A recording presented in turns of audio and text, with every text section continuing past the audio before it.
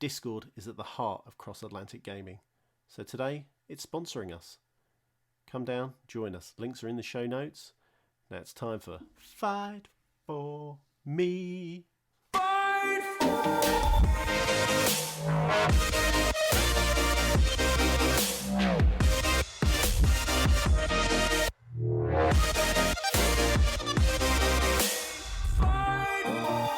Hello everyone and welcome to episode 78 of Cross Atlantic Gaming. I'm your host Risky the Kid, and joining me this week are my co-hosts Chocolate Bear. Hello. Moose. What's up, guys? And in our rotating fourth chair, joining us for the first time in a long time, Super K-Trix. What's going on, Kate? Hey guys, thanks for having me back. Thanks for coming back. It's great to have you back. It's nice to see you again. Yeah, from 24 hours maybe, yeah. Yeah, about that. We can just dive into that if you guys want. XO19 happened this past weekend. Kate and Chocolate, you guys were both there with some others. You guys want to just start with talking about that? What was some of the coolest stuff you saw? How was the weekend? Tell us all about it. The weekend was hard on me. Late nights and maybe some alcohol? Yeah, a tiny bit of alcohol. One late night, and I had to bail on another night. I was not feeling well. That old bear just can't hang like he used to. That old bear is old. But let's talk about games, really. That's what we're here for. I think FanFest inside Xbox, that first Thursday, was, for me, immense. Just to see... I've never seen a conference... This is my first conference I went to, and it was mind-blowing to see how they put together the show, the atmosphere, seeing how the copper box was all done up beautifully. It was crazy. Absolutely crazy. Copper box, that's the theater that it was in, correct? Yeah, that was the... I was going to ask. The arena. I was like, what is a copper box? Must be an English thing. I'm learning bear, Risky. I like it. One of us has to. Learning bear's difficult. So the copper box was the arena. It was, I would say, a good stone's throw away from the Olympic Stadium where West Ham play their soccer for you. So in American feet or listeners. miles, how far is a stone's throw? As the bird flew, it would have been, I don't know, 30, maybe 40 meters. You're going to say how many... What's a meter? Yeah, Nah, I'm done messing with you. I know your brain's broken this weekend. Yeah. So yeah, it wasn't far at all. And they had a great... So during FanFest, they had loads of things it was through the whole weekend. So they had like a... I'm going to murder the name of this game, but it was like Plinko. So it was just a... I think you nailed it. Plinko. Yeah, okay, cool. So yeah, straight box all the way up, and you had, I think it was letters from A to K, and then they would drop a ball down for the letter you got to choose.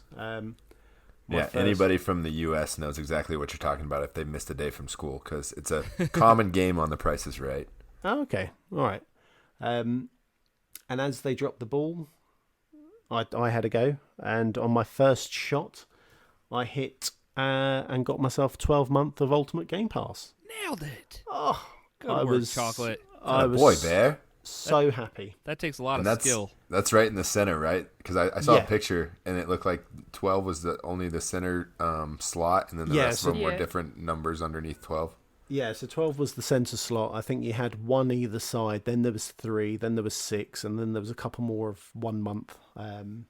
But I mean, no matter what happened, you won something for just standing in the queue for... I think the longest I stood in the queue... I had a couple of goes, by the way. I stood in the queue... You had 3 goes. You spent the whole time in line for the Plinko machine, didn't you? Every day. By the third day, the lady was like, "Have I seen you before?" I was like, "No, that was my twin brother." Honest. Yeah, right. She's like, "Hello, Daniel." Yeah. Hello, you again? And I went, We do have a video of that, so that's quite funny. Oh, yeah, definitely throw that up in Discord. Oh, That's a you good don't idea. want to see that. I mean, I do. the best part of that whole video is I did go for C for chocolate, and that won me another 12 months of Ultimate Game Pass. Of course it did. So That's fantastic. it was beautiful. the stuff they gave you in the little FanFest bag was nice. This is how sad I am. I was desperate to get you get the FanFest D-pad for your controller, for your Elite controller. I was desperate to get one of those, so I tweeted one of the guys I knew who was part of the Xbox On team that they run streams on Mixer. Wait, you know a guy? I don't know. I know of him. I should rephrase that. So you stalk him on Twitter. I understand. I am a stalker. So I asked him, will this be given out? So he copied someone else in or added someone else, and they said no, unfortunately it won't be there. I was so disappointed. Right, because they gave those away at E3, right? Exactly. Yeah. When I opened that bag at FanFest, there was one in there. I was so happy. I was nice. A child in a sweet That's shop. I was awesome. like, That's yes. so awesome. It was fantastic. Made my day. Quite sad for a little cheap piece of metal, but yeah, so happy. Never knew a grown man could get that excited, huh? Exactly. It almost brought me to tears. Oh, Bear, you need sleep. I know, but yeah, that was Thursday. It was fantastic. I'll let Kate take over for the Friday and the things she saw and played. Yeah, it was pretty good. We did the whole Plinko thing as well. What did you win? So I got 3 months on my first go. Whoop, whoop. And then obviously like Chester and True Scott were with me as well, and True Scott does not have an Xbox at the moment and won the 12 months. Oh, of course he did. Yeah, we were like, that's just typical. And so he gave that to one of you two by default, right? no. What? No, he's still got a hold of that. So we did that first as we went in. We went round and had a look at Project xCloud as well, which was good, and they were giving out holders for your phone on top of your controller. Right. So that was cool. How did you guys find did you guys both get a chance to mess with it? How are you finding the latency? Did it seem to work pretty smooth for you there?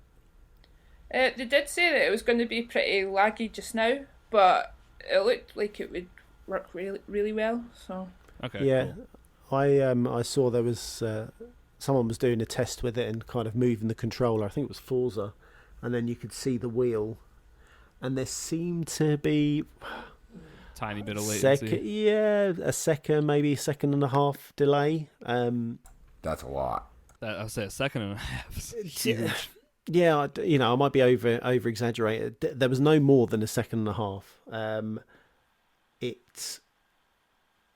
If I went and started using xCloud, there'd be no way I'd be using multiplayer games. I think it would all be single player linear. I also wonder games. How stressed out the network was in that location for them to be showing that to so many people, or if they had their own dedicated Wi-Fi that was just for xCloud, or was how it they wireless? Because I heard at E3 that all the phones were hardwired. I didn't even know you could do that. Yeah, they just plug it in, a dongle into whatever computer or something. 8 or 10 was it? Something like that. Yeah, something. They had a fair few. I don't know, because they had wires going into the phone. Right, to keep the batteries going. Well, precisely. I presume they were batteries. Chargers, yeah. But I would imagine if they were doing hard wiring, I mean, that's a question I should have asked. If they were hard wiring the connection, I presume that would be going through that port anyway. So. And did they have a bank of Xboxes there? Did they tell you, or were they working off a server that was not on location?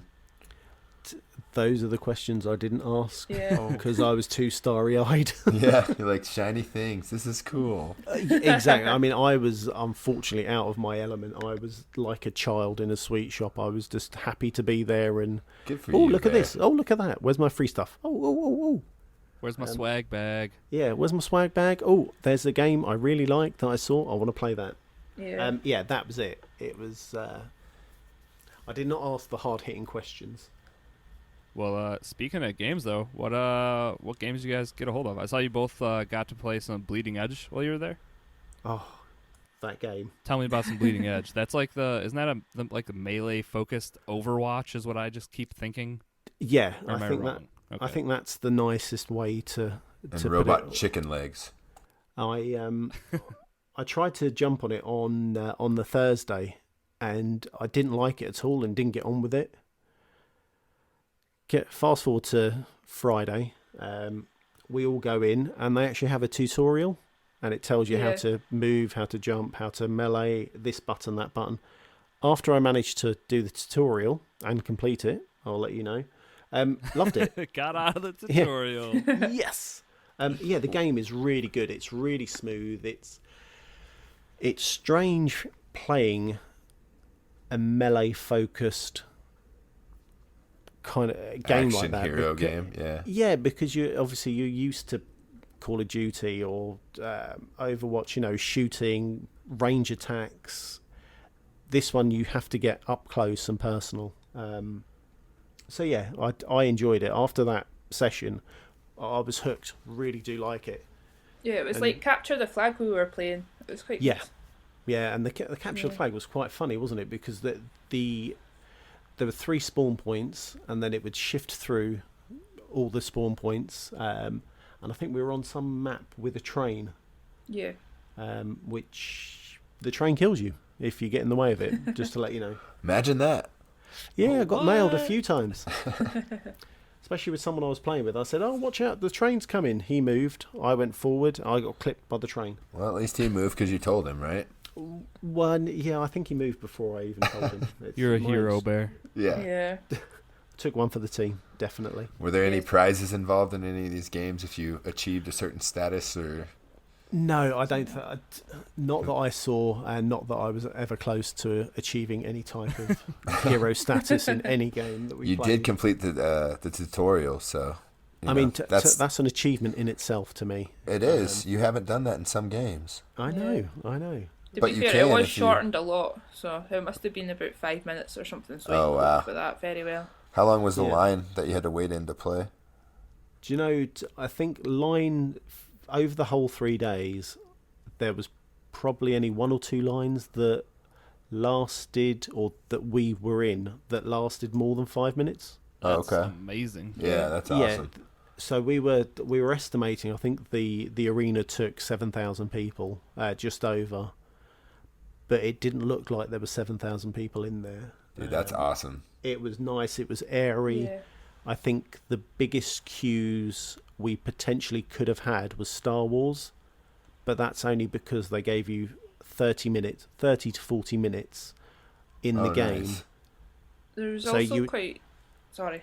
Yeah, no, go on, Kate. No, there was also quite a big queue at the flight simulator. Everyone wanted to have a shot of that as well. Because it's the Yeah. prettiest game this So, generation. Yeah. Oh, and they decked it out with the whole cockpit and The so they- Thrustmaster. Yeah, well, I don't know whether it was the Thrustmaster, but I got told it was all the equipment, and it was supposedly quite good. But that only had 3 stations. Did you grab the yoke chocolate? The yoke? The who? The yoke, that's what they call the stick in a plane. Oh no, I didn't go near the game.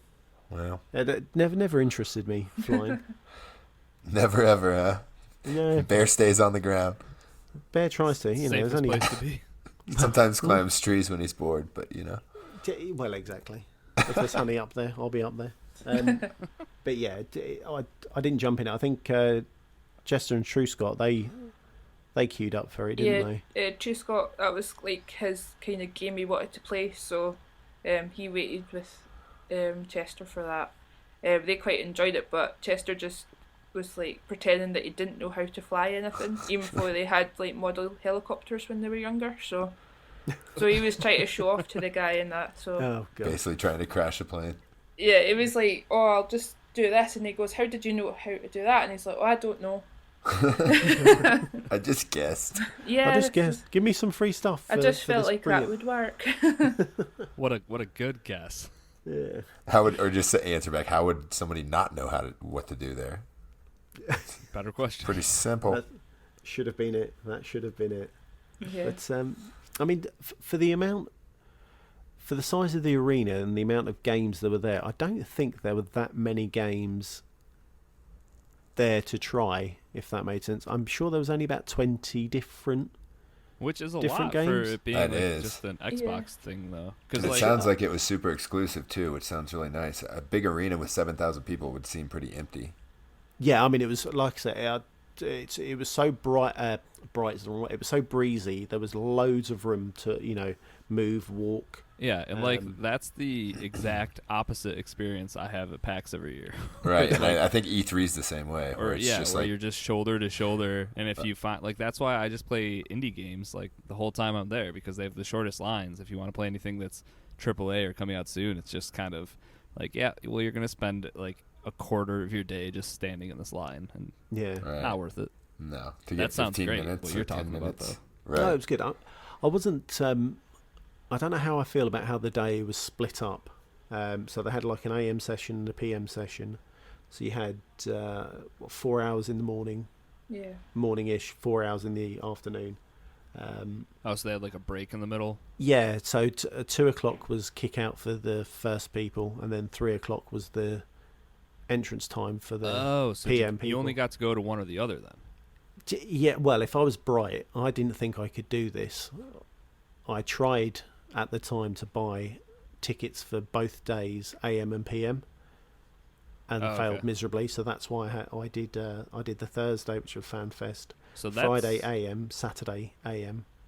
Right. So that's probably why you have so much room. I feel like if they split up PAX into a morning and afternoon session, those would probably both feel significantly more airy. Yeah, have way more space. That's smart. Which was good.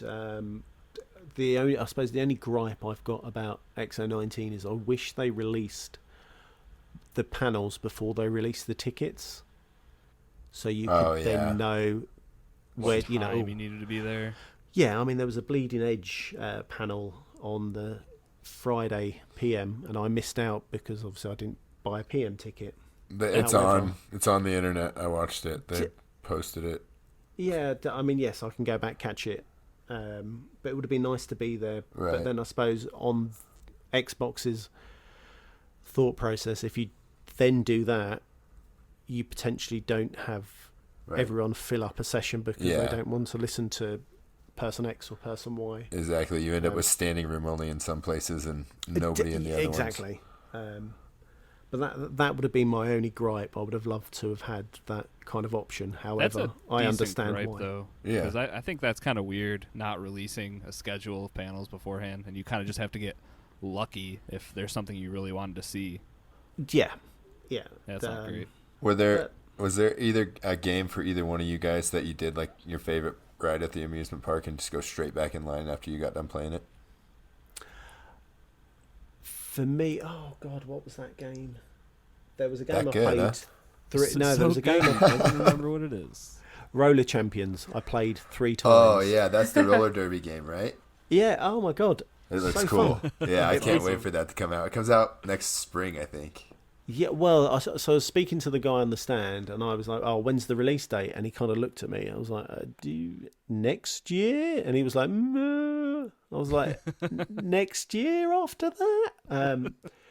So it doesn't seem like there is a kind of a date set in stone yet. But I think he said it was only going to be Windows only. Right, I thought it was an Epic game, wasn't it?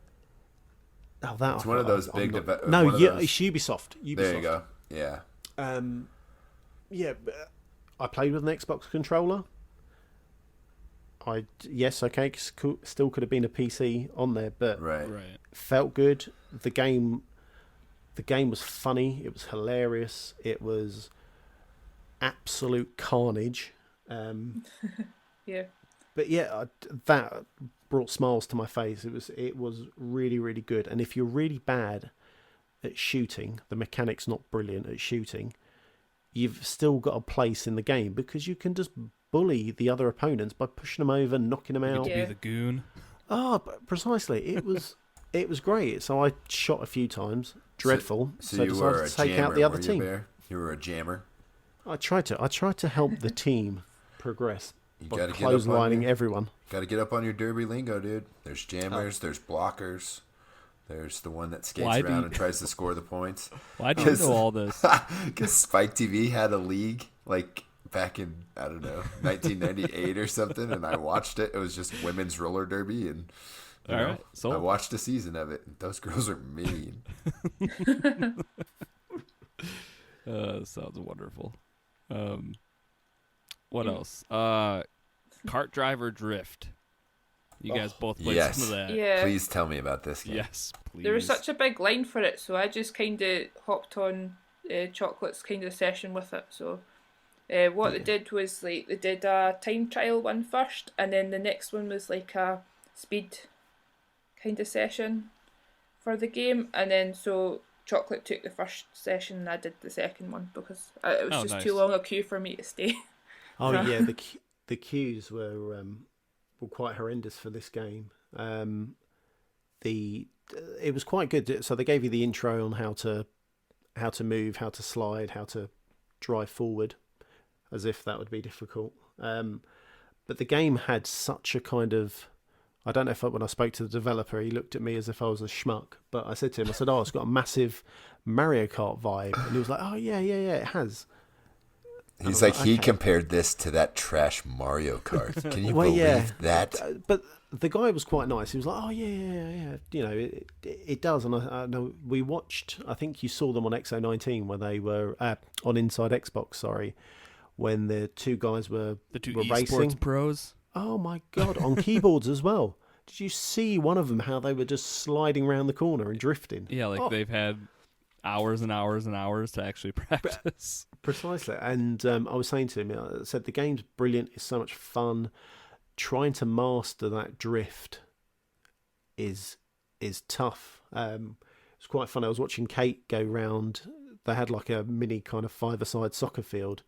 And Kate went in one entrance, and you were meant to, the way the map was, kind of power slide round and then come out onto a straight. I don't think I saw anyone complete that drift. No, it was very difficult. And then I couldn't figure out how to reverse either, and I was like, oh no. And I'm stuck. Yeah. I wonder how it compares difficulty-wise to CTR, because that game is a whole different level than Mario Kart is. Yeah, I need to try CTR. I have got a beta code, actually, for Kart Driver Drift. Nice. Yeah. So, is it a one-time use, or is this a shareable code, man? Well, I've got a code that we might be giving away in Discord. I've got a spare code, so... That doesn't help me at all now, does it? Right, in our host chat, it's being given away, right? Oh, yeah, sweet. Oh, right, okay. With just the three of us. Do a good giveaway there. I like it. Do you like the giveaways? But wait till Risky's in bed, because there's no way I have a chance at seeing it unless he's asleep. Okay, 7 a.m. UK time then. Perfect. Yeah. The good thing about the game is that what they explained to us is it's definitely going to be free, but the only way to kind of go from there is to have gold. So you have to play it through gold. Okay. Yeah. So it's probably going to be like a battle pass type deal, right? You got to buy gold in order to activate it. Yeah, I imagine. And they have seasons. So free to play, but maybe that kind of pass, or that it was very customizable. So right. I can imagine skins. Oh yeah. The lot. It'll be great. That kind of feels like the way most games are going this way, right? Free to play with cosmetics you can purchase without having to open a loot box. Yeah, well, I think that's a pill that everyone can swallow without having a sour taste in their mouth. Right. I think that's definitely going to be the way forward. Because you can't have both these days, right? You can't have a $60 game and then content that you can purchase on top of that. No. Destiny disagrees. Oh, yeah, Destiny. I pay them like $60 a year. Call of Duty also definitely disagrees. They're learning, though. They're getting better. The maps are all included this year, right? Yeah. So well, that's true. That's the nice thing. Everything's progressing towards let's all play together type deal. Yeah, for sure. All right. Anything else from XO19 you guys played and want to talk about? Oh, excuse me. Yeah. It just felt like it was worth the money, to be honest.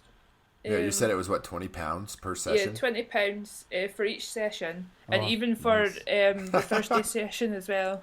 What do you pay at PAX, Risky? 75. Oh, 65 or 70. Per session. Per session. And I think everything went to charity as well, so that was pretty decent too. Yeah, everything went for gaming for all, I think it was. They need to bring that stateside. So. They've done it in Mexico. They've done it in England. So they'll probably go to Japan next because that's the demographic they're targeting. Well, I've got a feeling that would be the next one. Yep. But you guys get you get packs, you get I say we have E3. packs. $75 sessions of 10,000 people waiting to play 20 games. Yeah. Hey, at least it's a full. We get a full day though. I It's not guess. just You get a early full or day. late session. It's literally like 12 hours of gaming. We get free codes though. Do you? Yeah, we get free Yeah, they give code. away all sorts God of crap. Come on. Whoa, bear. Chocolate, did you want to talk about West of the Dead at all? I'm assuming that's Oh, another of one you course. played there. Okay, go for Oh it. god, that game so good, so good. That's the Ron Perlman is the voice actor Yes. in that, right? That yeah, one. Okay. Ron Perlman, the voice actor. It gave.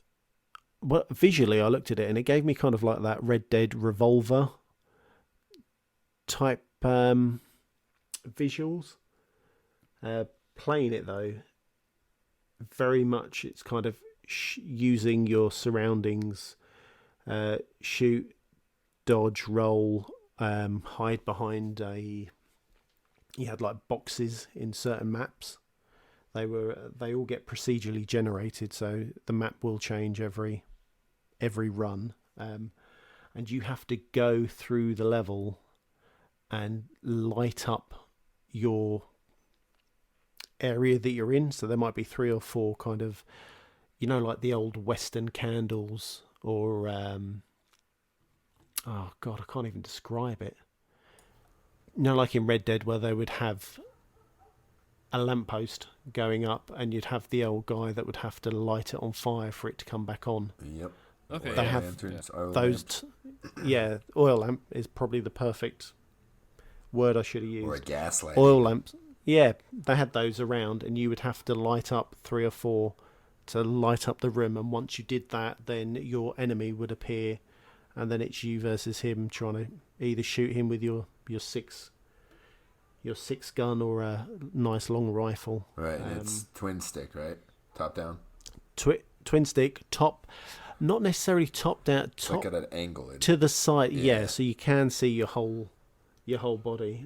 One guy in front of me who was playing it really had a hard on for it, saying, "Oh yeah, this looks like because the character's head is on fire." It was like, "Oh, this is like a Ghost Rider vibe, isn't it?" And the dev was like, "Yeah, okay." It's not intended. It's not intentional. But the game played well. It looked lovely. I can't wait to grab it. Really looking forward to playing it. It's in open beta right now until the 25th of another week, I think.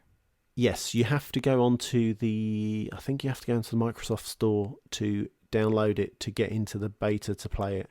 Okay, yeah. So it says until November 25th. The open beta is open until. Sweet. So I definitely suggest if you like indie games, if you like the kind of the death vibe of going through and cleaning up. I don't want to say Satan's world. It's Purgatory's. If you want to clean up Purgatory, jump in and definitely have a go of it. All right. All those things sound fine to me. Yeah, it's a game you will love. Perfect. And it's coming to Game Pass, like 95% of everything I feel like we saw at XO19. So. If it's not in Game Pass, it's on xCloud. Yeah, exactly. All right, cool. Anything else you guys want to add about XO19 before we talk about some other games? No, I'm good. Going once. No, I'm good as well. Twice sold. All right, Moose. How about you tell us about that new Star Wars game? You're playing a little bit of Fallen Order. How's that going? Oh, yeah, the Star Wars. I hear this one's pretty difficult, and Yeah, Bear might have a hard time. It's no Force Awakens where they just give you all the powers right up front and you just start blowing people away. That's for sure. Fair enough. But I didn't realize that it's basically Star Wars Dark Souls. Okay, So. that's funny because I was talking to Waterloo yesterday, and that's what he said. He said it felt like Star Wars Dark Souls. It's what it is, essentially. Cool. So it's really difficult. I'm not playing on the story mode, which will basically get you through it. It won't make it too difficult. That's but I'm just playing like on the easiest. Right. So I'm playing it on like Jedi mode, I think, and then it goes like Jedi Master, and then there's one above that too. And it's difficult. I die a lot. So, and the puzzles are hard. Just like figuring out where you're supposed to go to unlock things. And, I've only unlocked one of my powers so far, and I keep running by all these things that are red, and I can't do anything with red things yet. So I'm like, kind of has some like Metroidvania elements where absolutely. Once you get X power, you can probably come back and go that way. Yeah, because there's actually some treasure boxes too that you can't open until you upgrade your droid to a certain point. Oh, okay. I don't know how to do that yet. So speaking of droids, how awesome is your little droid friend? What's his name? BD1? I think so. Oh, he's so cute, dude. It's like a little like frog, but he runs. I don't know what. It's the cutest little robot. Right, yeah. Yeah, but he runs like his legs work independently. So you know what I mean? Yeah. So like he doesn't hop like a frog. He just actually like runs like a little robot down the road. Yeah, like a chicken, exactly. Like a frog chicken. Exactly. And you can change his, like you unlock, like when you find treasure boxes or whatever they're called, data boxes or whatever, he jumps off your back and goes down and roots around in them and comes back out with like a different color lightsaber for you or a new skin or something like that. Just the best helper ever. Yeah, exactly. And he does all the scanning for you.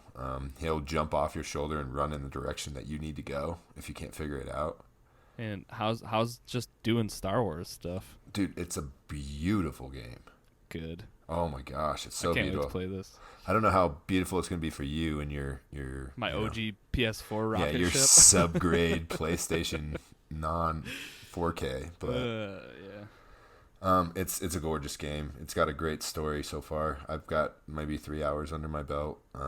I watched a lot of football this weekend, and I slept a lot, so I didn't get a whole lot of games in, but from what I did, I played these 2 games, Pokemon and Star Wars, so I plan on playing this game till I finish it, but it may be a while, because I can feel myself, if I try to just grind through it, I'll burn myself out and not want to play it.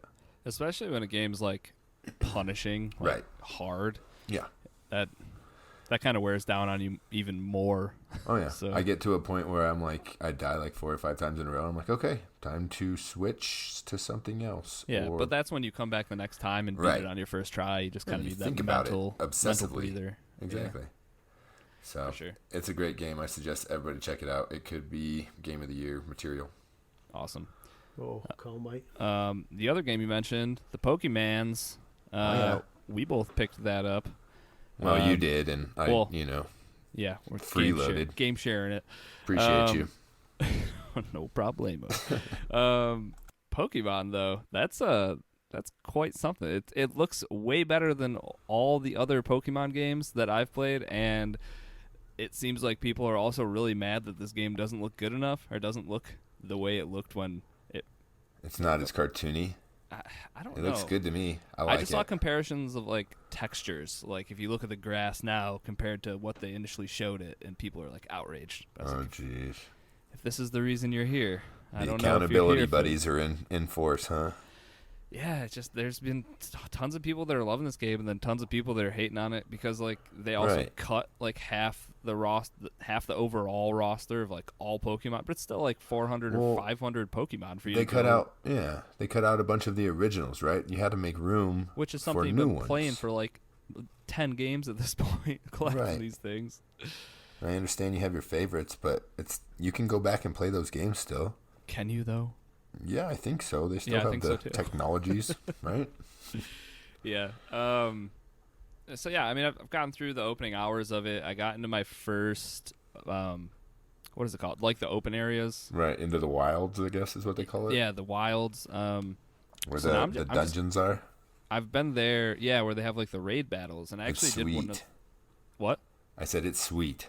Yeah, and well, it's like the first thing when I first entered this area, because the first like couple hours of the game is kind of like your routine beginning of a Pokemon game where it's like, hey, you have to pick a starter Pokemon, and hey, we'll teach you about all these things. The nice thing this time around though is when you're in a conversation, someone will be like, oh, do you already know about the Pokédex? And you can be like, yeah, I know about it. So then you don't have to, what I'm assuming is go through like 18 more dialogues with this person about this. So let you skip a lot of that weird tutorial stuff that you should know about if you've played a couple Pokemon games. So that was nice. But yeah, you're kind of just getting set up for the story here, and you're getting ready to just take off and become a Pokemon Master or whatever. So getting through all of that, it's kind of just you're following your buddy / rival around for the first couple hours of the game. It's just right. It's like your best friend that you decide to make your rival so that you guys can, iron sharpens iron essentially.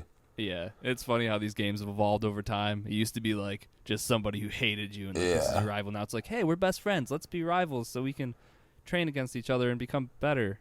Right. Here's some stuff that'll help you out. Yeah, I'm going to help my rival out, exactly. But if you have Eevee or Pikachu, I suggest you at least load it in and have it in your library, because there's a girl in the first town that'll give you some sort of bonus for playing Let's Go Pikachu or Eevee. I saw that too, and because it was like, I don't know, my daughter's trying to give away this thing. If I don't know what a Let's Go is, though, and I was like, well, that must have something to do with the old game. Yeah, so. She's in one of the buildings in the first village, but like you, I assume, or like me, I assume you didn't load up Pokemon after you got your new Switch, so it wasn't in my background. Right. No, I didn't, so... It's whatever. If it's worth that, I guess I should look it up and see what it is worth going for. Can always go back for it. But I've always learned in that game, I always say yes. So whatever it is, because there's never a bad thing that they give you.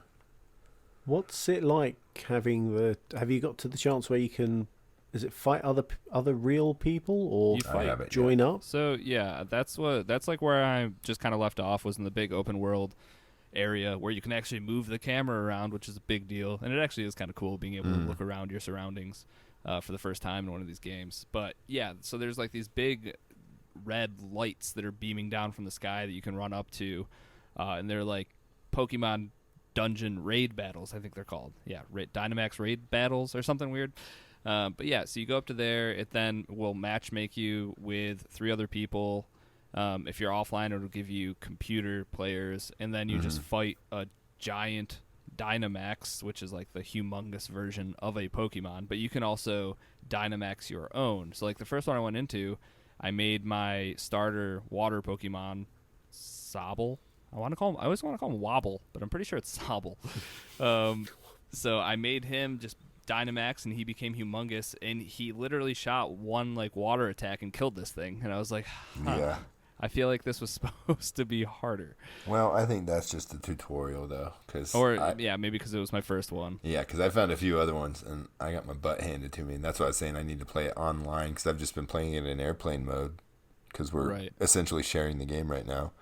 So I need to play it online so that I can get some other people with actual big Pokemon in there, because right now the big guys are just destroying me and all the people with me. And I've chose Gronky. Is that what it is? The Grookey? Grookey, there you go. The monkey Yeah. one? Yep. Yeah. The way I chose was I went and looked at the final evolutions of the 3 of them and was like, the water one looks the coolest. The rabbit's not so great, huh? The rabbit is like a demon version of Roger Rabbit. Jeez. It's rough. What's the monkey? I mean, he's kind of cool. He's definitely second best. He kind of looks like a giant gorilla, and he holds 2 giant like logs to beat people with. It looks like, so it seems pretty cool. Have you run into any of the giant Pokemon like in the path in the wilds yet?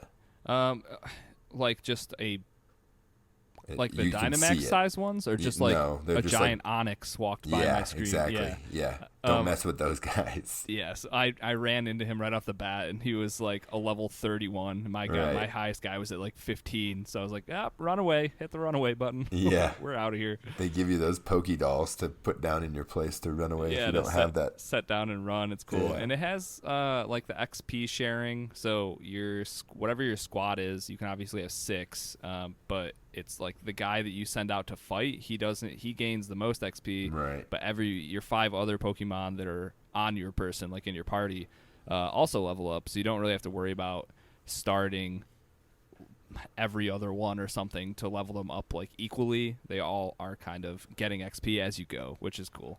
Were you able to set up your first camp yet? Yeah, so that was the very last thing I did before I signed off today, was just because I wanted to. It was like, that's interesting, I guess. It's cool because you can regain HP while you're out. You don't have to go to a hospital or use the potions or whatever to revive your guys. Yeah, so you can you set up this little camp, then you see your 6 Pokemon, and you can play with them. Like you can throw a ball and some of them will go and get it and bring it back to you, and that's kind of just like deepening your bonds or whatever, which helps heal them and do better and probably level them up or something like that. But then you can also make, which is a big thing in this game for some reason, you can make different curries. So I added a bunch of berries into How did it turn out? Spaghetti noodles and it turned out well. I had little nice. like it said like nice with an exclamation point, and my Pokemon and I looked happy, so I'm assuming I did all right. The first one I did was way too spicy, and so it's like everybody gained 10% HP. All right, there you go. So exactly what we're looking I'll for. definitely be using a guide for all this crap because I don't want to do the scientific method. I just don't know. If you compare the time spent playing and making these curries and kind of setting up camp compared to just taking them into battles, I would assume just battling and stuff is going to make them level up way faster. And if you were at the beginning of the wilds area, there was a lady that would heal your Pokemon anyways, so like once I was down I would just kind of run of it, back to her, heal myself, run back in, because that seems to be the quickest way to do it. The one biggest thing that I'm enjoying about this, which somehow I didn't realize this was happening, but it's set up like Pokemon Let's Go where you can actually see the Pokemon, and I for whatever reason didn't realize it was going to be like that.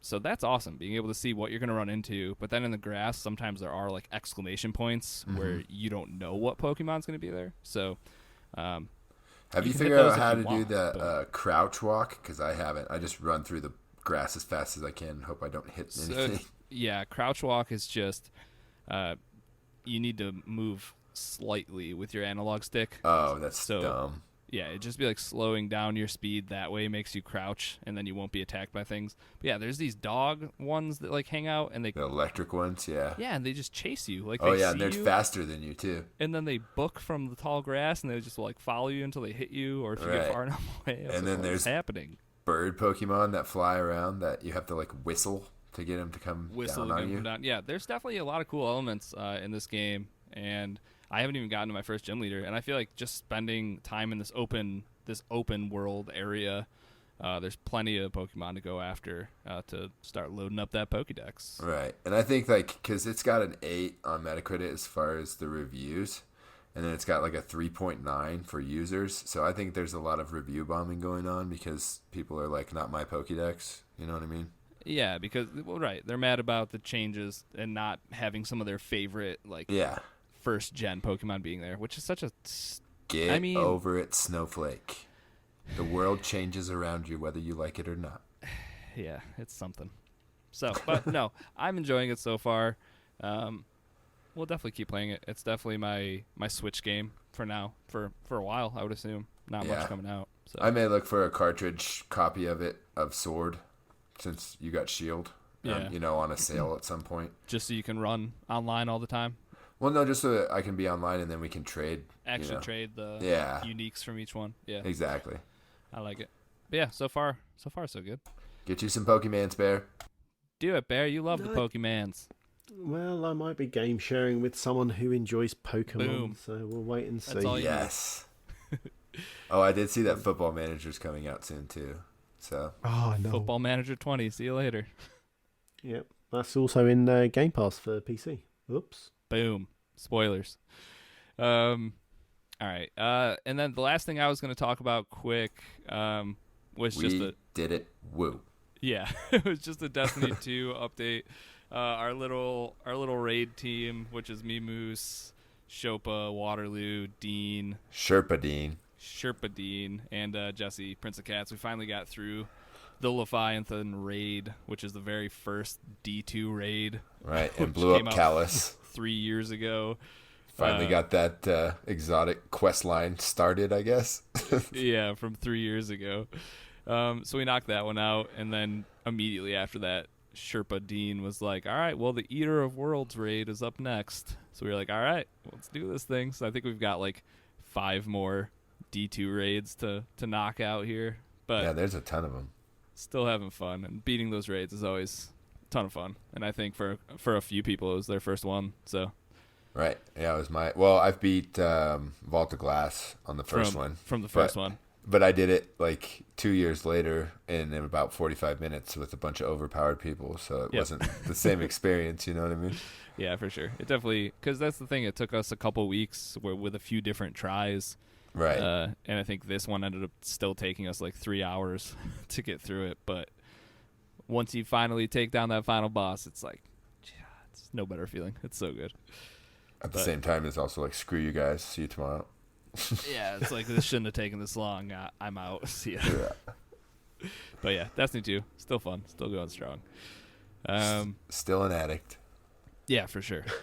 I don't know what's going. It's like I got to 950 and I'm like, now what do I do? And you're like, well, you got to do all these other harder level quests to get pinnacle gear. And I'm like, do I? That sounds hard. I'll just wait until they raise the light level again. That's the easiest way to play Destiny. That's what I usually do. Comes out. Yeah, I usually get the max and then wait till. But now I have a battle pass to play with, so. That's true. That definitely gives you a reason to keep grinding. I'm at like 96. I'm almost done with it. You're such a loser. Yep. I'm at like 40, I think. You're such a winner. I have obligations and responsibilities that you don't. Like a family and stuff. Yeah. It's fair. I ignore them as much as I can, but. It's good. It's a joke. Know that feeling? Yeah, Bear. He just had a weekend away. He feels like a new man. Oh, straight back into it. Daddy daycare. Perfect. Yeah. You knew that was happening. You go away for a few days. You know all that's coming right on your plate as soon as you walk in the door. So just get ready. Yeah. I know. All right, and Kate, if you want to finish off, if there's anything else you've been playing this week that you wanted to talk about, go for it. Yeah, so Chester recently bought a Oculus Quest. Yes. And I've just completely fallen in love with Beat Saber. Dude, so. it's Has the it replaced your Zumba? Is it your workout now? Pretty much, yeah. I've not been there for a while. So. But like Andy was like checking out other things that were like gonna improve like your game experience and stuff like that. But then it turned out like you can just add ankle weights and wrist weights on, and then that's got your workout. So that makes a lot of sense. Yeah. Yeah, but I really enjoy that. I'm still not quite at the level of Expert Plus or anything like that, but it's definitely it kills time as well, so it's quite good. So have you guys? Go ahead, Risky. I would say it goes by like I put that headset on, and then like 3 hours go by, and I take it off. And I'm like, oh my god. Where am I? Just a little sweatier than you were when you started. Well, yeah, and that's the other thing is that I make that thing so gross after like an hour of Beat Saber. I'm like, why am I so sweaty? But like it's dude, it's a workout. It's so fun though. I know. Some of them like we got the Panic at the Disco package and the Imagine Dragons ones, and then you always go for the ones that you've got to do the most like hits in it, and maybe the faster ones as well, so it's like you're absolutely you get your heart rate afterwards. No doubt. Yeah, there's some, and even the music that comes with that, because I bought a couple Imagine Dragons songs, but even like the default like standard music, a lot of that's really good for this game. Like on the harder levels, it's a ton of fun. Yeah, well, sweet. One somebody day, else is playing some VR. One day I will beat Saber. It may be when my kids are out of the house and in college, but you know, it's gonna happen. Well, we've been doing it in our living room, and we do have obstacles. So. Oh no! But it has like a what is it like? It has like almost the augmented reality. Borders. Yeah. So it shows you where things are, so you don't smash into them or anything. Yeah. We've also tried it at his sister's house as well, and the light plays a big part in mucking up your experience, but we just switch the light off, it's fine. So if there's too much light, it kind of messes with it? Yeah. Okay. Sweet. Yeah, I love Beat Saber. And the Quest is awesome because that's completely wireless, right? Yeah. So it's like you just recharge your actual headset, and then you can just put batteries into the controllers, and then that's it. Yeah. But it's definitely worth it. I wasn't sure about it, but he kept going on about it that much, so I was like, all right, then that's fine. And then he got it, and it's like you just can't get away from it. Mom finally said yes, and now she's having fun. Yeah, it's definitely one to think about investing in anyway. So. Tell my wife. I was just gonna say the Quest is a little bit cheaper too, which is nice. Yeah, well, I don't know if it's cheaper over here or not, but I think they're about the same price, aren't they? The Quest maybe. and the Rift SR? Yeah. Oh, maybe they are. I think they are the same price, just one's wireless with less game options. Okay. Which, I don't know, seems to not be that bad of a route, especially if Beat Saber is going to be like your favorite game, being not constricted by wires at all. Just, I'm always scared I'm going to freaking hit my headset off my it face. out of out of the tower. Yank my tower off the shelf. Well, that was fun. Awesome. Anything else for you, Kate? No, I'm good, thanks. All right. Well, next up, let's get into some Game Pass Roulette.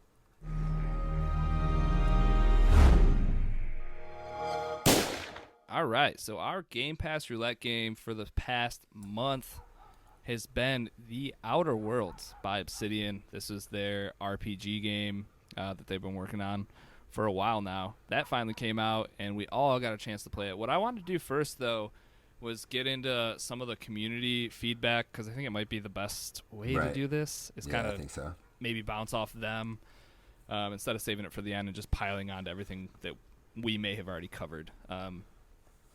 But first up, Snoozle says that the UI reminds her of BioShock a lot. I think that's fair. Short and sweet feedback. But yeah, it feels a lot like BioShock to me. I would agree. Definitely. Next up, this one's a little bit longer. It's from Aimster. He gave us an update when he was a few hours in, but then also after he'd finished the game. So I'm just going to go ahead and read that. This is my little update for the Outer Worlds. I'm close to 23 hours now. A lot of them were AFK, but he hit level 20. I've been doing things, or the way I've been doing things is completing all the side quests that I can in a particular area and then moving on to the main quest line. There's a lot of great side quests with interesting characters and stories, which makes everything more immersive and fun enough to keep doing them all. I've also been reading almost everything in every terminal. Man, that is some dedication. Yeah. And speaking as in-depth as I can with every person you come across, and I didn't even do that in Skyrim, which says a lot. Anyway, this ain't so little, so I'll stop here and I'll give you a final update. Okay, so his final update: I just finally completed The Outer Worlds, a brilliant game with a lot of detail, and the worlds themselves were vibrant and really interesting to explore. Characters in the game were mostly pretty fun to speak to and learn more about. My playthrough, I did slow down a lot about 3/4 of the way through, and he started to get bored a little bit of reading absolutely everything, which, yeah, that checks out. Surprised you made it that far, bud. And he just wanted to finish the game, so it did eventually wear off on him, trying to get the whole story out of it. Anyways, he says it's a great game, and he gave it an 8.8 out of 10. So some good feedback there. Kabaski says that he wanted to know if anyone else thought that the stealing was way too easy in the game. He says they give you a warning to be careful, but he says it's not anything that you really had to worry about. Yeah, if you have the persuasive perk, you could steal everything. And then be like, no, I'm a good guy. And they're like, oh, okay. Yeah. Hey, was that my gun? No, it's mine. You're fine. Okay, well. Move along, carry on. And then this kind of ties in with the, as far as difficulty goes, being kind of easy. This one comes in from Shine. He says, so does the difficulty ramp up as you progress? I'm still on the first planet, and I have put no points into comment stuff, but I feel like I'm not really running into anything that runs a risk of kicking my butt. I'm assuming once I go to other worlds, I'll hit harder stuff. That was a big thing that I had seen from a lot of reviews, was that the default difficulty in this game just was not hard enough at all. So a lot of people were saying that you should start by bumping it up one level from whatever it defaults you at, so probably hard or whatever, and going from there, because that it seemed to be the right amount of challenge rather than you just rolling through playing God mode and killing everything. And then the last bit of feedback was from Blade. He said he only played for about 30 minutes, but the game looks like it should be a lot of fun. Very much to me seems like Fallout meets Borderlands humor, maybe a bit, and not as dramatic.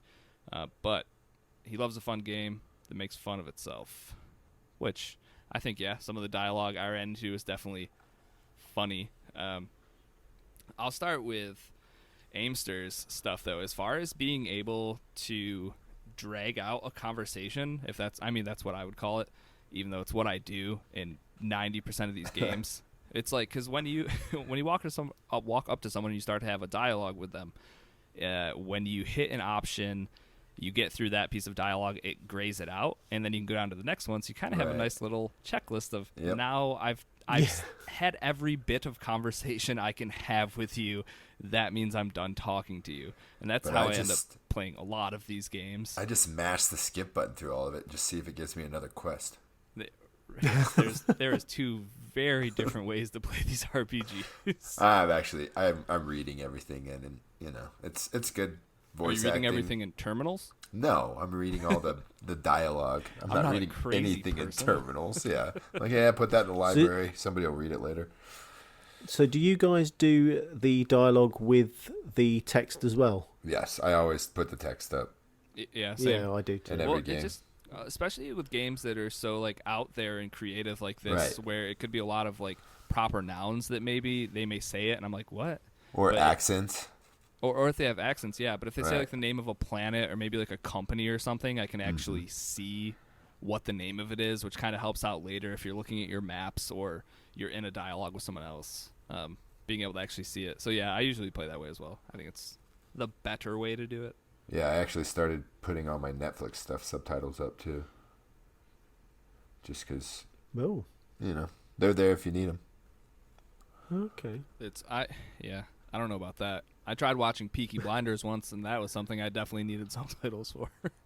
Yeah, I started it with what is it? It's like the guy that was in the Cartel, and now he's in jail, and it's like 60 episodes long.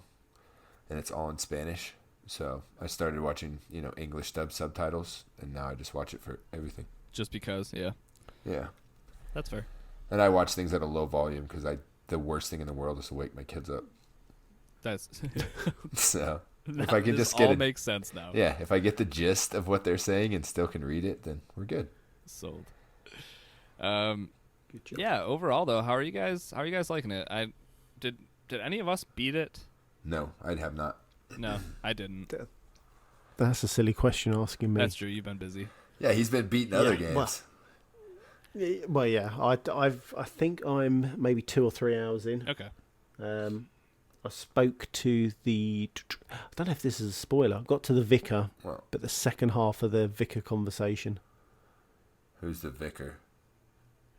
So you know in Edgewater you've got you got a priest. Choice, right, to supply power to one place or the other. But did you not go into the church? I'm sure I did. So yeah, you can go. Okay, this may be a spoiler, so apologies to everyone else. I wouldn't worry about it. Everybody's been playing it for a month or so. Yeah, so there is a vicar or a priest. You go in there, he gives you some guidance on what to do, and he wants you to go collect a book for him. If you go back and you choose to put the power to the settlers, not to Edgewater, to the other guys. The freeloaders, which I did, FYI. Way to go, Bear. Socialist. I know. He will become a companion. No, okay. I got the annoying girl that watched me steal everything and judge me. Parvati? Oh, yeah. Parvati. Yeah, I've got her too, but she helps you on your engineering, so it's okay. But yeah, now I've got a vicar, and that's about as far as I got. So I'm playing. Just because for whatever reason I couldn't get super into this game, and it's no fault of the game. It's just kind of where I'm at in my game playing. But I started playing this game, and I just started killing everyone, and that sounds terrible. But taking everything they had. Like, you know when you first meet Parvati and she has her boss, the dude with like the top hat, whatever his name is. He's not a nice guy. Yeah, and the dude was like, go do this, blah, blah, blah. And I pulled out my pistol and I killed him. And I want to say it's like Mr. Thompson or something, but no, that's not right. And that's how that ended, is like I killed him, and then I went to the next town and killed a bunch of those people. And then when it finally came down to the conversation with Parvati, when she's like, hey, can I join your crew? She was kind of like, man, you're pretty messed up. I probably have to go with you just so you don't kill everyone else in the world. And did you kill her too? No, I don't think you actually. I don't think I actually can. I don't know why I didn't try killing her. You should since have. I killed everyone else. Probably because you murdered everybody. That's true. But I just think it's really cool how they've created this game where you can play it however you want, have the type of personality that you want, and the game's going to reroute and do and just kind of like flow with the decisions you've made. Choose your own adventure video game. Right, and there was apparently I killed some really sweet lady that she liked in one town, and that was the freeloader. She was the king of the freeloaders. Okay, don't worry about her. I definitely killed her, and then her body was all sad, and it was like, oh, I don't know why you had to kill her. I was like, are you serious? Of course I had to kill. Like I always pick the dialogue option at the bottom, which was just overly aggressive. The negative one. Yeah. Were you having a bad week when you were playing this game? Dude, yeah, I guess. I don't know. I just knew that everyone else was playing it in a very certain way, so I figured I'd go out of my way to play it. How I usually don't play games, like I usually follow the nice guy route, right? And I never make decisions that I think are going to upset people in game. And this time was just like, no, I hate all of you. I should do that because I always say that'll be my second playthrough is to play it as the jerk role or the guy that always does the wrong thing instead of the right thing, and I never get around to playing the game the second time, let alone finishing it the first time. I was just going to say, do you ever get around to that second playthrough? Never. Except for Titanfall 2. I've played that campaign like 3 times because it's like 12 hours long. True. It's a good one too. How does it feel playing as a evil character? So I feel like if I was more invested in the world and the characters and everything that was going on, it might have felt bad. But at this point, it was kind of just like, I don't know who you are, but I'm going to kill you and I'm going to steal all your stuff. And Shine was talking about how easy, or who was it? Kaboski was talking about how easy it is to steal stuff. Kaboski, it's way easier to steal stuff when everyone's dead. Because you kill them all, then you can literally take everything and nobody's going to get mad. So that just makes it even easier. But also maybe goes to show that I didn't need to kill everyone. So, yeah, that's me. That's a choice. Wow. It is a choice, and it's a choice that you can make, and you get some great dialogue out of it. When I actually play this game the right way and sit down and get invested in it, I will not play this way, and I will be starting over. Are you playing it on the computer or on the Xbox? I was playing it on my computer. Okay. Some cool things, though, that just come to the top of my head is their replacement for VATS, the kind of like slow down.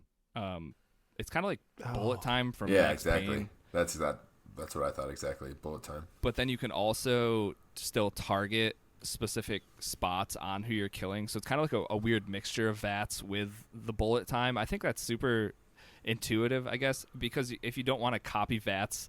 Right. Exactly. This is a good like next best thing. So I think that's really cool. You have the gauge on it, so you can't just be in that slow down mode forever. And if you're not moving, it goes down a lot slower. When you're like running around using it, it depletes the bar quicker. I don't know if you noticed that, but it goes down pretty quick until you start adding into that perk, right? Yeah, and that's because I never really used that. Like even in Red Dead, I started using the whatever mode it is, like at the end of the game when there was way too many guys and I was getting overwhelmed. Oh, it's so good in Red Dead though, when you click those 5 heads and then he just takes a 6-shooter. I was like, dead. But yeah, the amount of RPG stuff and different traits that you can have in this game, this feels exactly like Fallout New Vegas, just but in space. It's the same people, right? It is the same people, and that's probably one of the best things about this game is that it's not like anything else that's really out right now. It's a single-player game without microtransactions that you can get through in 20 to 30 hours and not really have to deal with any other weird baloney that you're seeing a lot of in games, to put it nicely. Very seamless as well, wasn't it? It's not as if it had the lag or the bugs that fall out. The loading times between those town doors really bothered me. They're not super bad on PC. Okay. They are bad on the Xbox. At least on the whatever hard drive it defaults to. Right. And that's another thing, I think, having it's not like New Vegas or Skyrim, any of those games where it's one giant open world that you can get lost in. It's kind of broken up into these separate planets with areas that are not too big but not too small, I would say, because nothing ever feels like overwhelming when you get to a new planet. I feel like you can always, and there's fast travel to like a bunch of different locations once you're on a planet, which is, I love. That's the best thing in the world when I know I have to go back to an area and there's a fast travel icon on that town, so I know I'm not going to have to mess around like walking there or whatever. So yeah, there's a bunch of fast travel spots, which is great. What was the last thing? Oh, the disguises. You guys mess around with disguises at all? No. Oh, no. Okay, so I know I had a bunch of different uniforms and stuff, but I didn't, mess with them really. So yeah, eventually you get it's a weird like hologram mask or something. It's got some fun technical name, but essentially you can put on a disguise for the area you're going into, and if you play it right while you're in that area, you can kind of go through it without being noticed. But if you're like smashing into things or like drawing your gun or something, they're obviously going to know something's up, and then they'll have a talk with you. And if you have spec'd into your charisma or whatever the stat is that makes it so you can just talk your way out of conversations, you can still get out of those situations. But it's cool being able to throw on a mask for this faction and then walk through their buildings to progress however I need to. But then on the other side of the coin, you can just open fire on these people, kill everybody, and then do your objective that way, which is also fun. But the disguises were pretty cool. Yeah, I don't know. I think that's mostly it for me. Do you have anything to add, Moose? No, it's a pretty good game. I definitely need to devote some more time to it, but that's kind of difficult in this day and age to even devote 25 hours to a game, right? Yeah, I agree. Especially when you're playing Destiny. It's just... Well, yeah, Destiny plus now Star Wars and the Pokemans. And too much. Not enough time. Yep. Absolutely. That's how it goes. Chocolate. And Disney Plus is a thing now. And Disney Plus. All those 90s X-Men cartoons that I can't stop watching. Dude, they have documentaries in there that are just fascinating. Chocolate. Outer Worlds. Make me jealous with your Disney Plus. Love it. It's great. It's a shame I didn't start it earlier, so I could have got more into it. But I think this is one I'm definitely going to be progressing through and need to beat before Cyberpunk comes out, because then that's it, game over. That's fair. Kate, do you get a chance to play this one at all, or have anything you want to add? No, nothing really. I don't know. I would need to see if it is actually a game that I would play, because I did watch a video on it and I wasn't 100% sure. I've just been completely busy as well, so that's fair. I've not really had much time to pick stuff up at the moment. Yeah, if you've played any of the old Fallout games, it's one of those. An RPG with lots of things you can pick up and lots of stats you can spec into, and over encumbrance is a thing. Oh God, it sure is. And if you like being nosy, this is the game, because you will nose at every little nook and cranny just to find some rubbish. That was one thing I meant to mention. It took me ages to find my first selling point. Oh, where you could offload all of your junk? Yeah. 2,700 forks and 67 plates. Yeah, I think I was almost on is it 9,000? No, not 9,000. 1,000 credits. Oh, whatever the in-game currency was. I managed to build it up that quickly. That's awesome. But, yeah, oh my God. And then, I mean, just as at a base gameplay level, I think the shooting is actually really good in this game compared to some of those older Fallout games. Right. Like aiming down sights and shooting just kind of feels like it should, like a modern day shooter should. The hitboxes seem a little bit off still, but yep. But that's when you use your slowdown and make sure you're hitting the heads. Yeah, because I definitely headshotted that guy that didn't register any numbers. So yeah, overall quality, I think it's good, and it's definitely a hit for me. I just gotta get in the right headspace to get through it. Right. How about you, Moose? Yeah, I'll give it a hit. Like you guys said, I need to give it some more time, but it's a good game. Definitely, it's a light, like you said, RPG light. It's not a big Skyrim or BioShock or Mass Effect, one of those giant long 80-hour games, but it'll definitely scratch that itch for you. Yeah, and Chocolate. It's the hit, of course. All right, it's a hit. It is a hit, ladies and gentlemen.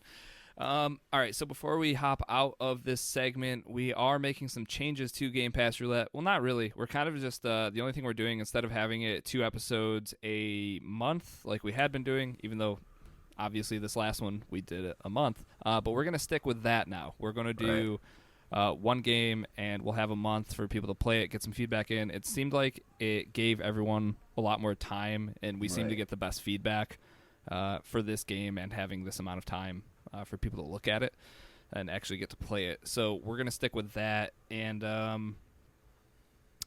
so with that, the next game for Game Pass Roulette that we're going to be playing is going to be Rage 2, which just went into Game Pass, right?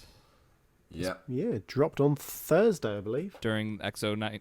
It was just one of the after the games show. There. Yep. So yeah, we're gonna dive into some Rage 2 this month. Then the episode that we're actually going to be talking about it is going to be the one that drops on December 17th. So that should be episode 82, maybe, I think. Ish. Episode 82-ish. Either way, you have till December 17th to get any feedback in. We'll make sure that on Discord we change the channel up so we know what game we're discussing now. So if you haven't joined Discord, links for that are in the show notes, and we have the Game Pass Roulette channel right in there where you can drop feedback or get us your feedback however you can. We'll talk about it on the show. All right, Game Pass Roulette. Good stuff. But up next, we can get into some news.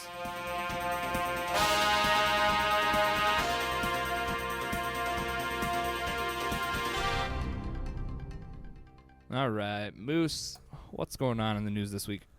Aren't you proud of me? I didn't step over the intro that time. Yeah, you weren't talking through the music. I like it.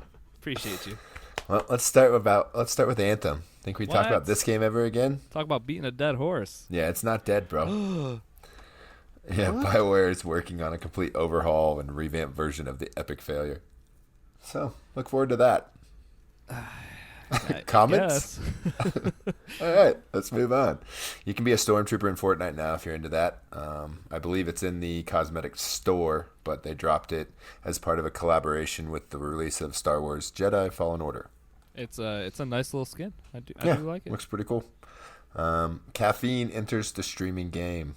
Former Apple developer brings in a new streaming service to compete with Twitch and Mixer. Caffeine is finally coming out of a long 2-year beta and is now available for everyone. Celebrities that endorse it include FaZe Clan investor and rapper Offset, and also the game. So I don't know if you guys have seen it on Facebook, but the game is always posting. It's basically just a trash talking session of him playing sports games with people. I love it. There's nothing I would rather watch. It's pretty good. So I think they're trying to basically dangle celebrities as their catch to get people to watch. So. Well, that's what, because I kind of checked it out once the story popped up. I hopped over there, and they have sponsorships with, or like collaborations with like Red Bull. So there's just a Red Bull channel that is playing like when I hopped over there, it was just like snowboarding videos. So it's just kind of like Red Bull is playing their greatest hits. And that's cool. On a channel over there, and it seemed like there's a bunch of other stuff, not just games, which is cool. Yeah, right. Because sometimes you're just looking for a music video channel or something like that. That's exactly, and I think that's more. more to pay for a cable sub for. Yeah, it just seems less video game focused than a lot of things, but obviously video games are there. So, right. Interesting. There's that. Ewok moves over to Mixer. You guys familiar with Ewok? I had to Google her. Yeah. She is a 14-year-old girl that was part of FaZe Clan, their only female member, and she just joined the Mixer team. Yes. So they're moving. One. Yep, they just keep coming. And then finally in the quick hits, Elite 2 controllers are having quite a few issues out of the gate as far as drift, buttons sticking, buttons not activating. You name it, they're having issues with it. So if you haven't bought it, hold off. How about you, Bear? How's yours working? Mine's working fine. You lucky duck. Well, bear in mind, I got this Wednesday before I was heading out to XO19. So I've probably only got maybe a couple of hours with it. No, if it would have had issues, it would be out of the box, I assume. Out of the box, okay. Yeah. So just make sure you don't set it face down to where the controllers are being activated while it's off. Yeah. Yeah, I won't do you, Moose. I won't do you. Hey, I got warranties, bro. I'm hard on stuff, and I know that, so I pay my $20. And then replace it at the end of the warranty. Yeah, at 12 or 11 months and 30 days, it's time to go back and get a new one. Yep.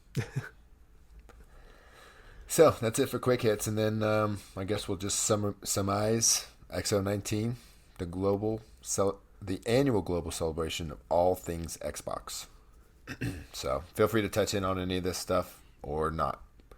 There were some big updates to Project X Cloud. There's 50 new games, including Forza Horizon 4, Madden 20, Devil May Cry 5, Darksiders 3, or just to name a few.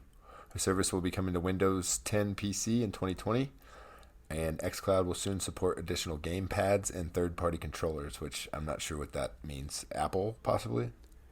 Well, it was strange because they made a quite a big reference to Razer as well. So some of the Razer controllers, and one Razer controller that looked like a shrunken Nintendo Switch. Yeah, the Razer type Jungle Cat. Yeah, that's it. But it's it like sucks a Joy-Con? What? Is it like a little Joy-Con? So it's a case that they have that you have to put your phone into and then slide those on.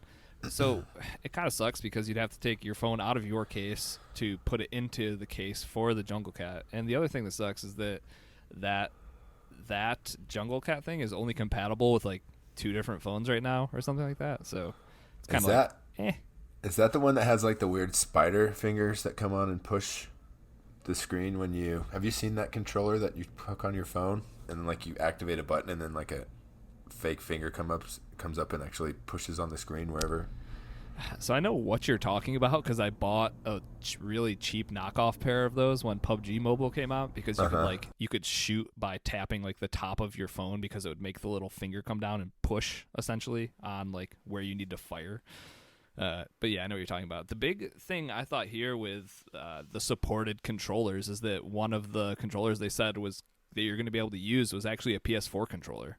So it was kind of weird. That's massive. When they're just talking about the stuff and they're like, oh yeah, and you can use a PS4 controller. And you're like, you're at XO19 talking about your Xbox streaming service. I was like, whoa, all right. Well, that just includes so many more people to playing your games and buying your stuff.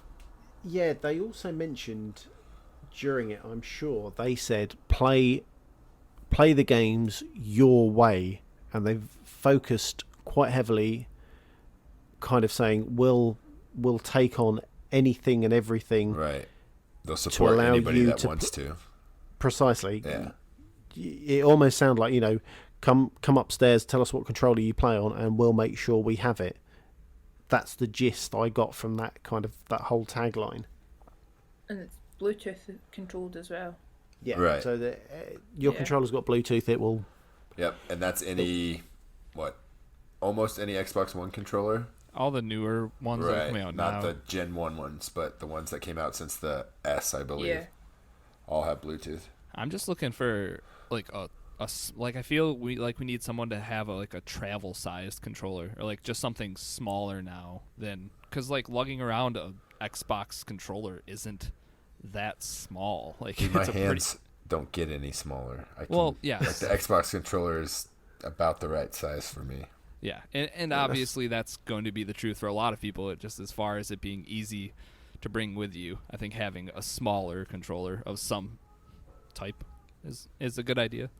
Just wait for all the third-party controllers and controller clips cases that will come up that will be travel size or travel enabled. That's what's going to happen soon. You'll see the Elite case, and you can add on your phone clip. Yeah. And that will be your travel bag, and then you just pop your phone in when you're ready. Right. And then the other part of xCloud that I thought was awesome is that like the 50 new game things that was added on. It's like tons xCloud of games wasn't that exciting for me when I finally got into it. I was like, oh sweet, I finally got accepted into it, and then there's 4 games I can play, and I was like, oh well, I mean, Sea of Thieves is in there, so that's cool. Yeah, but it's not an easy jump in, jump out game. Right. But then they were like, and 50 new games today, which even still, a lot of them aren't great, but there's definitely a handful that are really good. Yeah. So, yeah, I don't know. Cool announcements for sure. All right, let's move on. There are new games coming to Game Pass as well. They like that magic number 50. So there's 50 new titles that were announced also. Some dropped right after the show. The rest are coming in the near future, whether it be this year or early next year. So a few of the titles include Rage 2, our new Game Pass roulette game, Witcher 3, Remnant from the Ashes, the Final Fantasy franchise, plus too many more to mention. Anybody got anything to say about that? Final Fantasy coming over is pretty huge. Yeah, there was like 7 or 8 titles listed. I just didn't want to write them down. Yeah, there was it Accuser or Yeah. Yep, yeah, that's that's further Yakuza down, Bear. Kiwami. Don't you spoil my Yeah. news. Oh, yeah, okay. Continue. Whoops. So next thing, they had some Black Friday deals. The Sad Box, that's the Xbox One S all digital, will be $149.99, and that is going to include Sea of Thieves Anniversary Edition, Minecraft, and a Fortnite pack, including some skin.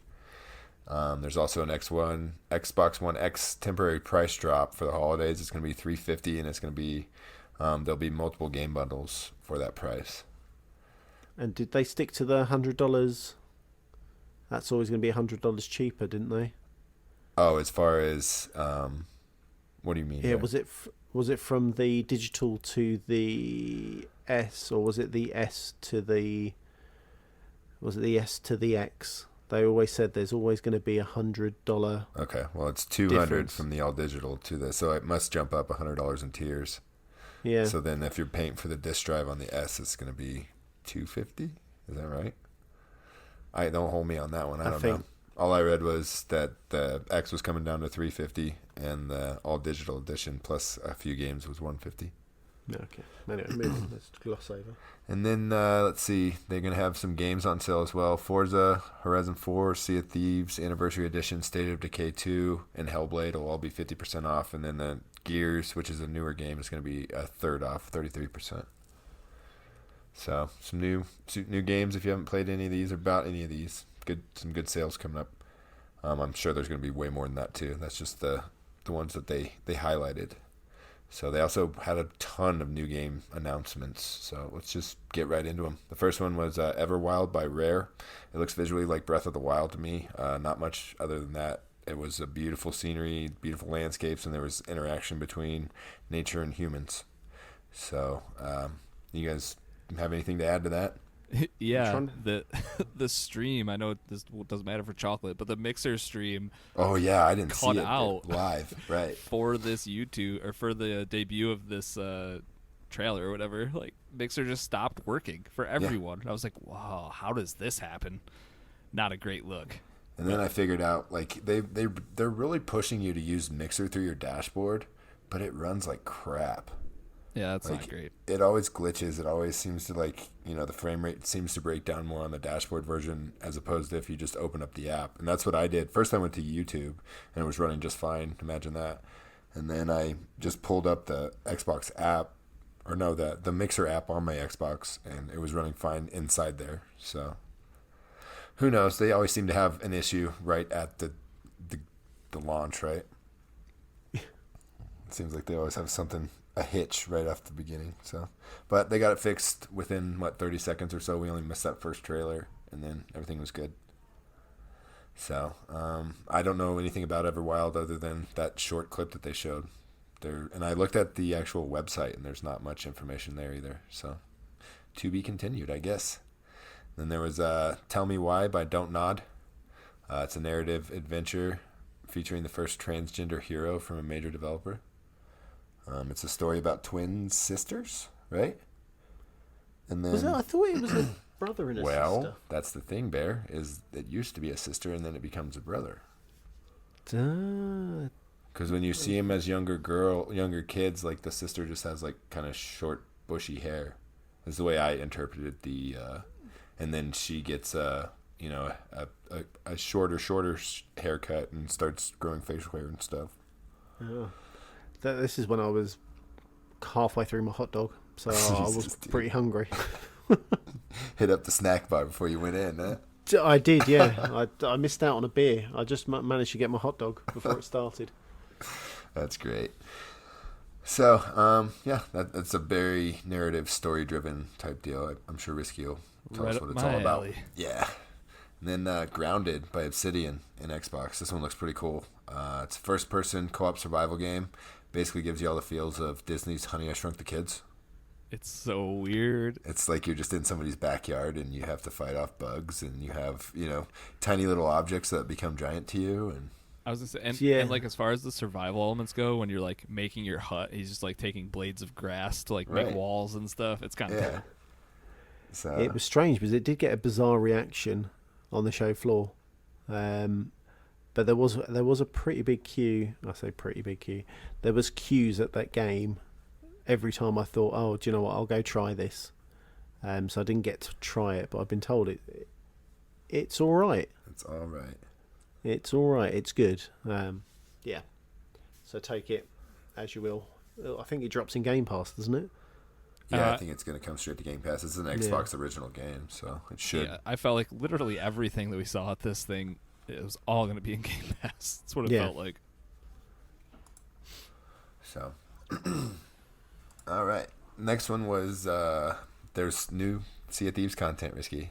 They dropped the December, I guess, mid-December content.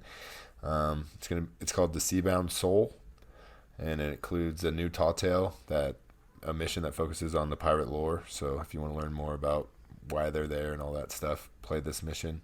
And then now they have fire cannonballs, so you can shoot fire at people. Dude, the fire looks incredible. It's going to be such a good you're going to be bailing water from below your boat and throwing it on top of your boat to put out the fire. Put out the fire. It's so good. And then there's also new arena cosmetics is another highlight they had. It was about a minute-long trailer. So got that. Get back into the Sea of Thieves. Yeah. On xCloud. Right, it is on xCloud. I was going to say, if you jump in now until the 20, or is it the 31st, you get Gears sale, right? Sale, yeah. I can't think when the cutoff is. So, yeah, if you want your Gears sale, make sure you log into, just do it this week. Make sure you're good. So, next, they had some Halo Master Chief Chronicles news. It's coming to PC Game Pass, and then also Halo Reach is going to be added to Game Pass for PC and console, and it's all coming December 3rd. Yeah, it seemed like Halo Reach was a big deal for a lot of people. I've never played it. I've only played Halo 1, so whoever wants to play through that stuff with me, let me know. Yeah, I'll be up for that. Oh, sweet, Bear. All right, and then this is what Bear spoiled for me earlier. Yakuza is coming to Game Pass in 2020. So all those weird Japanese mafia games from PlayStation are all coming over. So definitely check out 5. I hear that one's pretty good. It's a big coup, this one, supposedly. Yeah, they're definitely pushing hard for the Asian market right now. So they also announced that Minecraft Dungeons is coming in April, and they showed some gameplay. It looks cute and fun. Yeah, it just reminds me of like Diablo. Right. Diablo, Minecraft. Exactly. That's exactly what it is. And then also Kingdom Hearts Collection's coming also in 2020. So waited long enough. Another crazy one.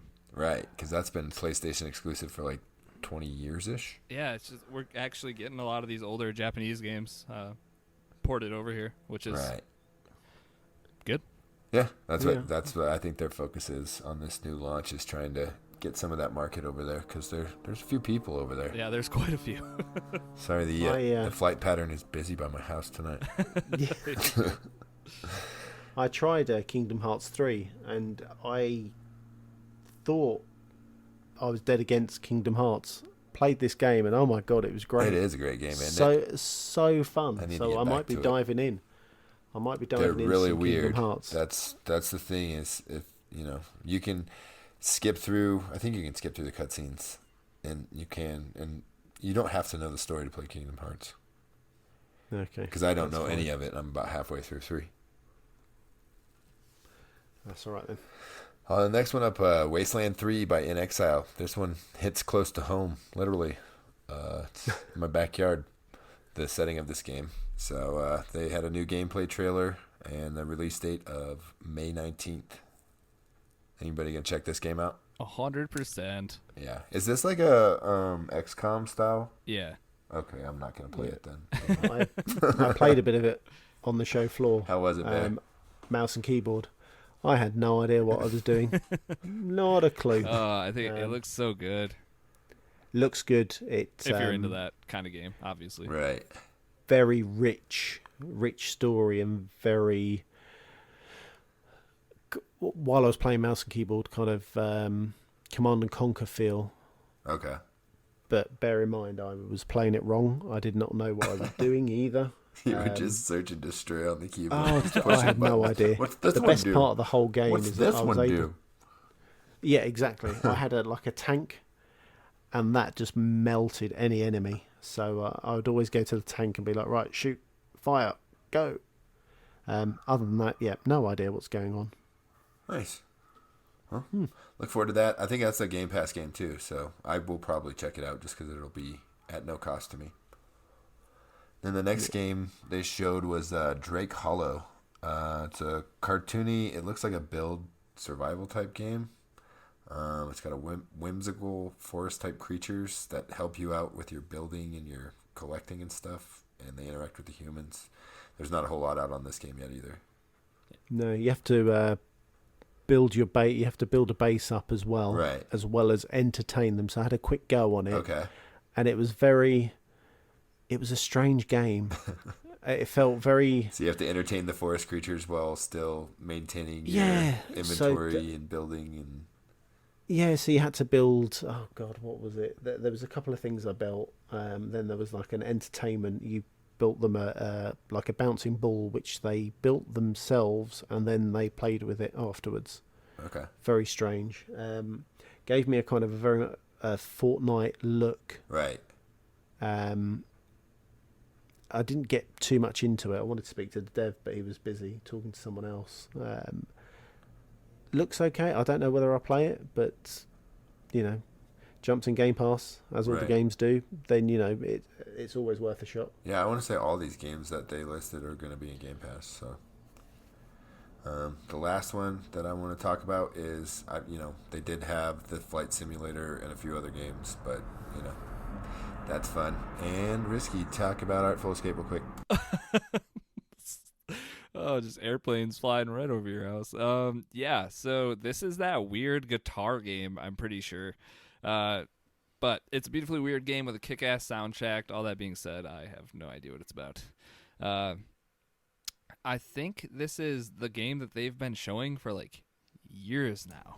Right, but I don't know what it is. Is it like a trials game? Is it? I thought he's always sliding down a hill. He's on a skateboard, or he's got a guitar, or something. Yeah, but all you saw was him do his not air guitar, but he like strummed his guitar solo.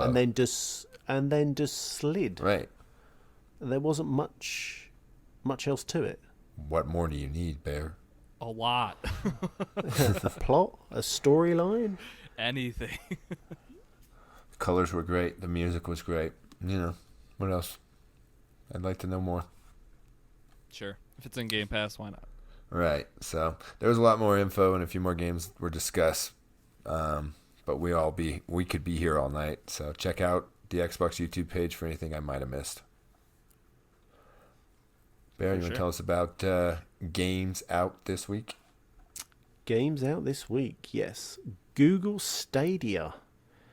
It's finally launching. It is indeed. I have reservations for these guys. It's not looking great, is it? Tell us about this lineup.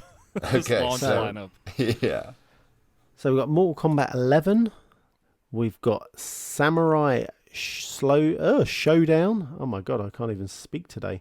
We've got AC Odyssey, Destiny 2. Why did someone put GYLT? It's called Guilt. Yeah, it's the only Stadia exclusive game. Okay. That they're having at launch. Ooh. It was like a little horror game. It looked like. Sounds like a horror. Just Dance 2020. Do you have to add your phone onto that as well? I don't know. Somewhere you got to get some sort of motion controls, right? Yeah, well, no. On the Xbox, you set down your phone, and your phone will capture your movement. So weird, dude. Why won't that thing die? Wow. Want to connect? Yeah. So we've got Shadow and Rise of the Tomb Raider, and Klein and Thumper, as well as Red Dead Redemption 2. Yeah, that is my feeling towards Google Stadia at the moment. Like, it has some good games, but a lot of them are things that I don't like. I don't want to play Red Dead Redemption 2 on my phone. That's a year and a half old. I also don't want to play Just Dance, whatever that means, on my phone. But Destiny 2, obviously, that's the showstopper. That's worth right your there. sub right there, isn't it? For me, There's nothing jumps out though. No, I completely agree. And even that Guilt game, I mean, it looks fine, but I just, for the people that spent like $130 on the whatever package that came with like the Chromecast and Founders the controller. Pack. Yeah, and then you still have to pay for a subscription monthly. Like, I don't know. I feel like I'd be pretty upset. Like, I feel upset that I'm about to spend $10 a month just to play Destiny on the toilet. But I can't imagine how the people feel that spent over $100 just to get in on like the Founders level or whatever. I don't know. And they said that all Bluetooth controllers will work, or because I thought they had locked it down to the Stadia controller. Oh, if they do that, then that's awful. Right. I hope it's not that. I think at least to start, I'll have to look into it and let you know. Because I think it's Bluetooth, isn't it? And then all the other controllers don't have the features the Stadia controller has, I want to say, coming from recollection. like a sharing feature or something like that. Or a stream. I think I could be wrong. If someone wants to correct me, please do. Most people correct me anyway. Sure, we'll have it figured out by the end of the week. Yeah. Right, so let's move on to some other games. Game Pass. There is loads that got announced, but as Moo said, Rage 2, Age of Wonder Planetfall. We have Remnant, Tracks, the Train Set Game, the Talos Principle. Did I say that right? I think so. Yeah. Ninjago, the Lego Movie game. They all released, I think, it was on the Thursday that came out. And then leaving Game Pass, Stranger Brigade. So if you haven't played that, It's just jump. Strange Brigade. I do it every time. I don't know I why. took the R off for you even. Oh no, never mind. But if you haven't played that, jump in. It is a good game. It's very funny, very comical, very slapstick, old British humour. Definitely. And if you're playing it and need somebody to play with, let me know, because I like that game. I do too. So there's two people. Also, Below is leaving. I'm going to skip that word. Abzu. I was going to say Abzu. Abzu's leaving. You've got Grid 2 and you've got Kingdom 2 Crowns. That is also leaving. Didn't that one just get added a couple months ago? Isn't that the like sim, the like that's Kingdom medieval Come times? Deliverance. Oh, okay. Yeah. This is like a 2D side-scrolling, like 16-bit Gotcha. game. There's a few of them in the series. Gotcha. And that's it. Yeah, there's not a lot of games out other than Stadia this week. It's nice having all those new games added to Game Pass, though. Oh. And xCloud, if you're into trying to play. Yeah, no doubt. If you're awesome. in the beta, like a few of us are. But yeah, hey, that's going to do it for this week's episode. We did it. Good work, everybody. XO19 has come and gone. I'm excited to see where they're going next for next year's show. Hopefully in New York. That'd be sweet, huh? You guys be pumped for that? Yeah. I will be pumped. That would be awesome. Spare room to put me up? I've got a couch. Same. New York City is nowhere near risky. Yeah, that's still like 5 hours away. 4 hours away. Oh, yeah. Yeah, I'm not close to the city at all. Anyways. He's closer to Toronto. I think, yeah, same distance, actually. Is it? Okay. He's right in the middle. Yes, sir. Anyways, make sure to head on over to iTunes, rate us, give us that sweet, sweet 5-star rating. Gives us a little more exposure, obviously. It just makes everything better. So do it. Discord's where we all hang out day in, day out, talking about all sorts of stuff. Links for Discord are in the show notes. If you'd like to support the show with your hard-earned money, you can head on over to patreon.com/CAG podcast. We got free content coming out all the time. Chaotic, who is our top-tier contributor, and thank you for that. Last week put out a Borderlands 3 review that was really good. So that's obviously there for everybody to go read. Check it out. Chocolate put something up there new, too. Yep, there should be an XO19 post dropping either today or... Oh, hang on. Monday, we're going backing time. Is this one rated R because it's full of drinking and vulgar swears? No, this one I wrote. It's not the audio version. My slightly drunk one is tied to you gotta be a patron to listen to the bear get dirty. Yeah. Oh man, that sounds like it could be worth it. That was at 12:30, I think, in the morning. Yes. Go check that stuff out. And then another way that you can support the show is through our merch shop, which is through Spreadshirt. We have a Cross Atlantic Gaming shop where you can buy hoodies, hats, shirts, bags, all sorts of wonderful things. Links for that are also down in the show notes. If you'd like to keep up with us on social media, we are at CAG Podcast. And lastly, if you need us via email for anything, cagpodcast@gmail.com. I am at Risky the Kid everywhere. Chocolate, how about you? I'm Chocolate About 80 everywhere. Moose. Moosenstein 8314 everywhere. And Kate, if the people want to play some games with you, where can they find you? It's Super Kate Tricks everywhere. All right. Well, Kate, thanks for being on the show this week. It's been a while. Definitely would like to have you on again soon. No doubt. Good having Thanks you very back. much. Sorry, I didn't mean to step on you there. That's all right. Oh, Kate, it's so good for you to be back. I'm going to talk right over top of you. Love you, Moose. And I love you, dear listener. And thank you for tuning in this week's episode of Cross Atlantic Gaming. We'll catch you guys next week for an all-new episode. Goodbye. See ya. Later, guys. Bye.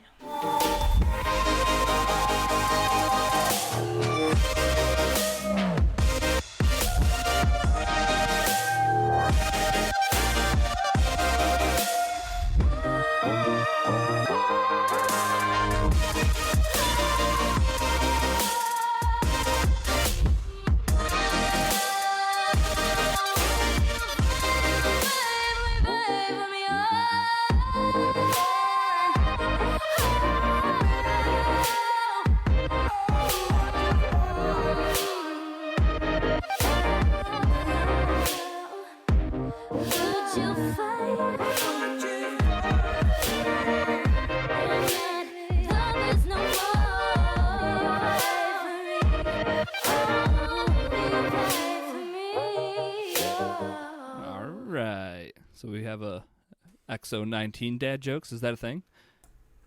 Oh, no. All right. I should have thought of one. It might not be a thing. Nope, it's still Thanksgiving over here, Risky. Oh, all right. Well, then we obviously have some good Thanksgiving dad jokes. Shall I try one? Shall I try and warm us up? Yep. Yeah, bear.